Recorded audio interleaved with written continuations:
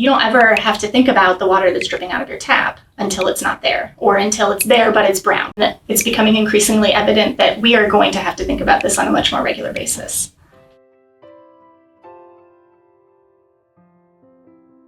We take it for granted that everybody has access to water, even in a developed area like Denver, when there are actually small pockets of the city that don't have as strong access to water or as equitable access to water. Houses that, fall below a certain threshold in income generally tend to be very old houses that have leaks and that have really inefficient fixtures and things like that. So they end up spending more on their water bills than they need to because their houses are so outdated.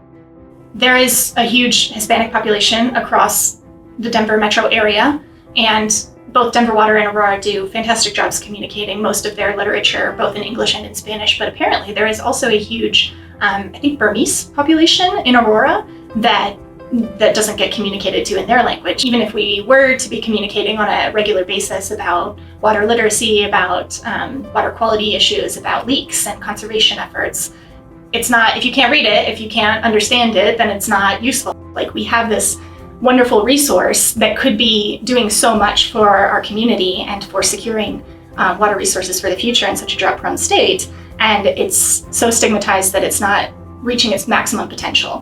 When students find out that I research water, they come to me very excited and tell me, well, the sprinklers on all of the lawns have been going during the middle of the day during peak evaporation hours, and that just doesn't seem right that they're wasting all that water. I agree. They could choose a different time to water their lawns.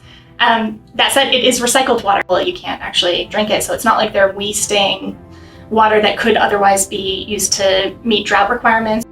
So I think that the level of communication that they give to the students and the faculty on campus regarding what kind of water they're using, or what kind of plants they're putting into place that are maybe water-wise, that kind of thing, is abysmally low. They could absolutely do a better job with that. And there's so many different ways to attack the angle of water equity, water access, water resources. It's an international nonprofit, but they have a headquarters in Denver. It's called Water for People. They do a lot with WASH, which is water and sanitation and hygiene. It's a lot of making sure that developing areas have access to sanitation, because without it, you have a lot of water quality issues and a lot of public health issues.